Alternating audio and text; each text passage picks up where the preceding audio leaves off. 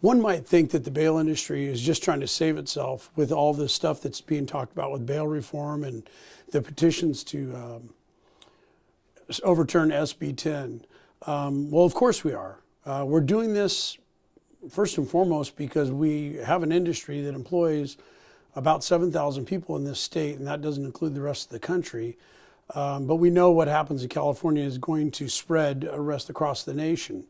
And it's not about an industry just saving itself. It's really and truly about an industry that plays an important part in the criminal justice system, and we do it with great effectiveness.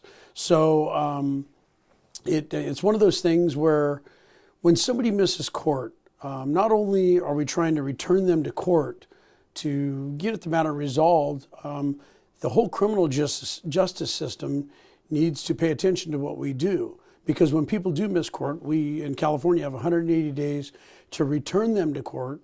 And we do this very effectively. And that is because when we bail somebody out of jail, we develop a relationship with a family member and or friends, as well as the person that we're bailing out of jail. We sometimes get collateral. We get a lot of information. And it is that information that makes us very effective, that when people do miss court, that we're able to go back out, look for them in the community. If they flee to another jurisdiction, we're able to go to that jurisdiction, if it's another county and or another state, and we're able to return them back to the court with great effectiveness.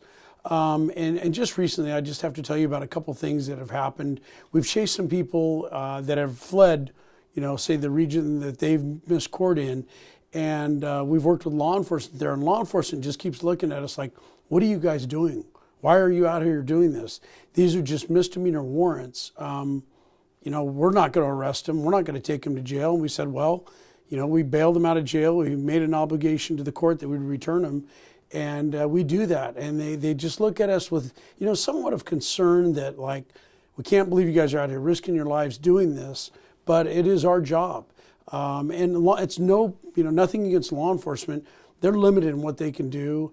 They're not going to be able to go chase these people that do miss court. They're limited with the money, the time, and most importantly, the manpower. They've got enough going on in their duties. So it's one of those things where we in the bail industry play a very critical role in making sure that justice is served for not only the person arrested, but for the victims that are victimized by people that commit crimes. So I just say, pay attention to this very, very closely with what is going on with the elimination of bail.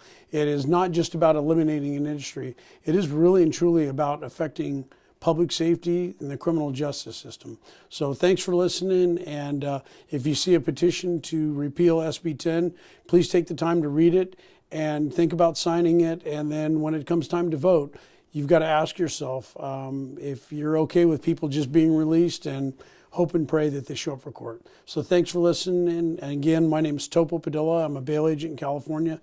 If you want more information on this, you can call my office at 916-446-BOND, or that's 446-2663, or visit our website at PadillaBailBonds.com.